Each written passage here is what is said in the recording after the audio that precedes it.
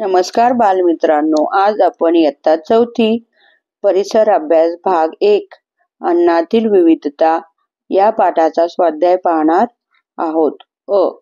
थोडक्यात उत्तरे लिहा. 1. गव्हापासून कोणकोणते अन्नपदार्थ बनवले जातात? उत्तर. गव्हापासून विविध अन्नपदार्थ बनवले जातात. गव्हाच्या पिठापासून पुरी, पोळी, पराठा यासारखे पदार्थ बनवले जातात. प्रश्न 2. विविध प्रकारच्या खाद्यतेलांची नावे लिहा. उत्तर. मोहरीचे तेल, तिळाचे तेल, सोयाबीन तेल, सूर्यफूल तेल, शेंगदाणा तेल इत्यादी. प्रश्न 3.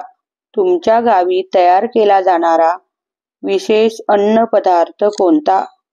हा अन्नपदार्थ कशापासून बनवला जातो?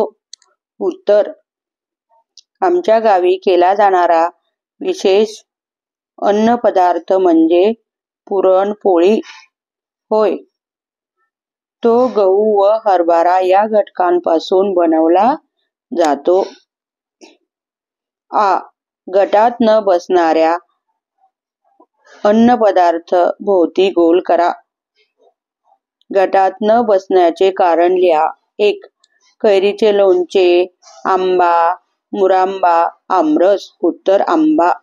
कारण वरीलपैकी आंबा हा मूळ अन्न घटक असून आमरस, मुरांबा व कैरीचे लोणचे हे आंबा हा अन्नघटक वापरून बनवलेले अन्नपदार्थ आहेत. म्हणून आंबा हा वेगळा अन्नघटक आहे. 2. पुलाव, पराठा, दही-भात, बिर्याणी. उत्तर. पराठा. कारण वरीलपैकी पराठा हा वेगळा घटक आहे. कारण पुलाव, दही-भात आणि बिर्याणी या पदार्थांमध्ये तांदूळ हा मुख्य अन्नघटक वापरला जातो. पराठा वेगळा घटक आहे कारण तो गव्हाच्या पिठापासून बनवला जातो. 3. म्हैसूर पाक, पुरणपोळी, थालीपीठ, झुणका भाकर. उत्तर. पुरणपोळी. कारण पुरणपोळी, थालीपीठ, झुणका भाकर हे सर्व पदार्थ हे महाराष्ट्रीयन आहेत. त्यांचा महाराष्ट्रातच मोठ्या प्रमाणावर अन्न म्हणून वापर केला जातो. तर म्हैसूर पाक हा पदार्थ कर्नाटक राज्यामध्ये प्रामुख्याने बनवला जातो.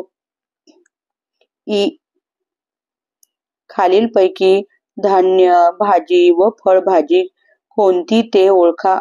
यापासून कोणकोणते अन्नपदार्थ होऊ शकतात त्यांची यादी करा.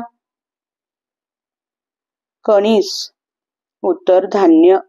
पदार्थ उसळ, पराठा, भाजी, भोपळा. उत्तर. फळभाजी. पदार्थ भाजी, घारगे. गवार.